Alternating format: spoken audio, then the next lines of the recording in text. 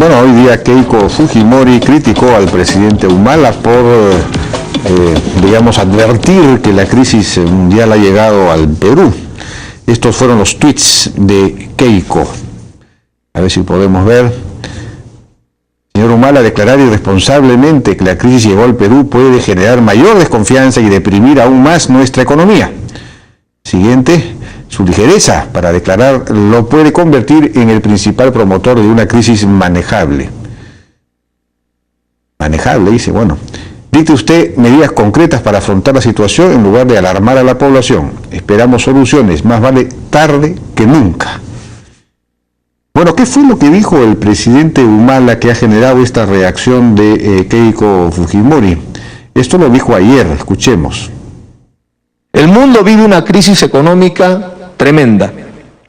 La crisis ya llegó al Perú, por eso es que hemos tenido hoy día un bajón en lo que es el canon, que afecta a las regiones que tienen canon. Bueno, el ministro de Economía también ha enviado un mensaje similar, en el sentido de que vamos a iniciar o estamos iniciando una etapa de vacas no tan gordas, ha dicho. Y claro, efectivamente muchos han pensado que estas declaraciones, tanto del presidente como del ministro de Economía, no son prudentes, no son correctas, porque podrían generar, por profecía autocumplida, la crisis que están, digamos, anunciando. Y la verdad es que la situación económica no está como para, no está tan mal, no hay verdadera razón para preocuparse. La economía de todos modos sigue creciendo, un poco menos que antes, pero sigue creciendo. Han caído los ingresos efectivamente por la caída de los precios de los minerales, los ingresos fiscales, pero ni siquiera vamos a tener un déficit fiscal este año. Todavía se puede hacer política contracíclica, que es lo que dice el ministro de Economía que se está haciendo. La inversión pública está creciendo a un ritmo de 25%. En fin, las cosas, digamos, para lo que hemos tenido nosotros en el pasado, 20, 30, 40 años atrás, pues en realidad no están nada mal, no habría que preocuparse tanto. La razón por la cual Humala y el ministro de Economía han advertido acerca de esto probablemente sea para tratar de disuadir estas movilizaciones o huelgas que están habiendo, sea por aumentos, sea por el tema del canon. Efectivamente, el presidente Humala se refirió directamente al asunto del canon, que se entienda que si el canon ha caído es porque efectivamente ya en esa medida, digamos, por el lado de los precios de los minerales, la crisis ha llegado al Perú. Claro, el asunto es cómo vamos a hacer para salir adelante.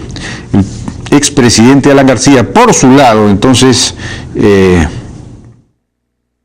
encuentra que la crisis no es externa, no viene de afuera, sino ha sido generada por el propio gobierno. Veamos este tuit. Presidente, no es la crisis externa, son 2 años de indecisiones y demoras en los que se perdió el tiempo destruyendo lo anterior. Algo de razón tiene, pero básicamente la crisis actual viene de afuera. Bueno, no hay una crisis tampoco siquiera.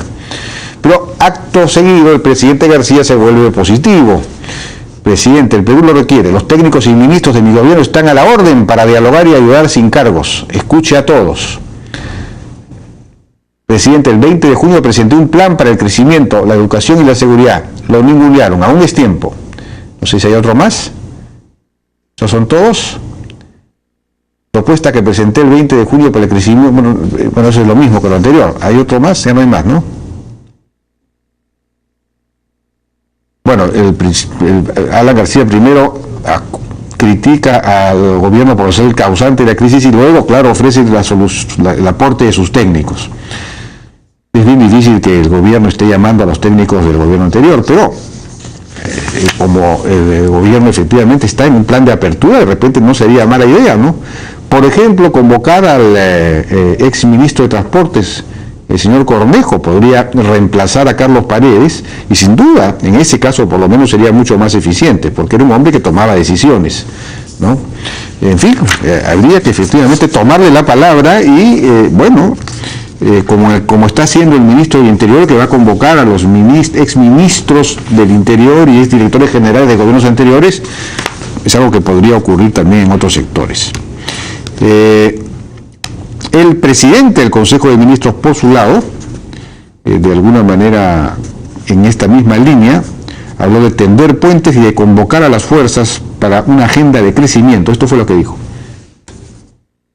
El presidente de la República está liderando este aspecto, está planteando la necesidad de hacer mucho más rápido, de destrabar los trámites, de destrabar todas las barreras que están dificultando la inversión. Y hemos hecho un llamado a todas las fuerzas políticas.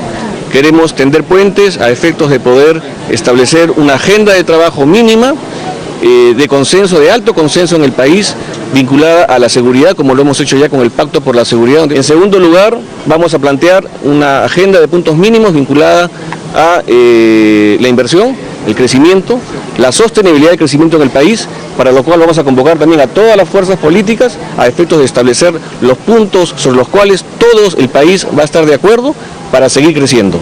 El acuerdo nacional puede ser un escenario importante, estamos diseñando en este momento los mecanismos de diálogo para poder relanzar este acuerdo con las fuerzas políticas que permita una mejor gobernabilidad en el país.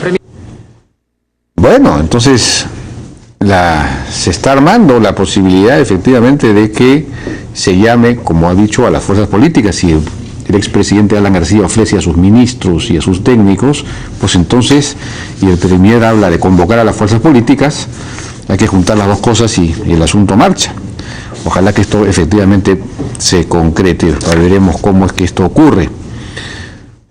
Un último y brevísimo comentario acerca de la línea 2 del metro, 6.500 millones de dólares es ahora.